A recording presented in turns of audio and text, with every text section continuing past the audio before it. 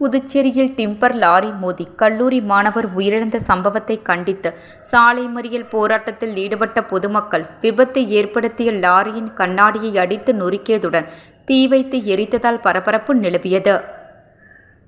புதுச்சேரி செல்லிப்பட்டு கிராமத்தை சேர்ந்தவர் ரஞ்சித்.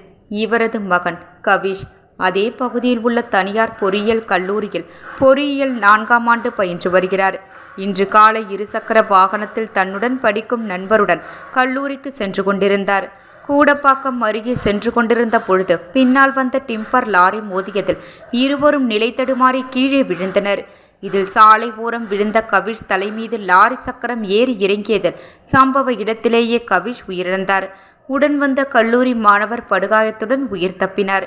இதுகுறித்து தகவல் அறிந்து சம்பவ இடத்திற்கு வந்த அந்த பகுதியை பார்த்த மக்கள் விபத்தை ஏற்படுத்திய டிம்பர் லாரி உட்பட 2 லாரிகளின் கண்ணாடிகளை அடித்து நொறுக்கியதுடன் லாரியை தீ வைத்து எரித்தனர். சம்பவ இடத்திற்கு வந்த போலீசார் எரிந்து கொண்டிருந்த லாரியை தண்ணீர் ஊற்றி அணைத்தனர். இதனால் அப்பகுதியில் சிறிது நேரம் பரபரப்பு நிலவியது. பள்ளி மற்றும் கல்லூரி நேரங்களில் கூடப்பாக்கம் சாலையில் கனரக வாகனங்களை அனுமதிக்க கூடாது என வலியுறுத்தி பொதுமக்கள் சாலை மறியல் போராட்டத்தில் ஈடுபட்டனர். தொடர்ந்து சம்பவ இடத்திற்கு வந்த போலீசார் மறியலில் ஈடுபட்டவர்களிடம் சமாதான பேச்சுவார்த்தை நடத்தினர். இதனையடுத்து போராட்டத்தை கைவிட்டு பொதுமக்கள் கலைந்து சென்றனர்.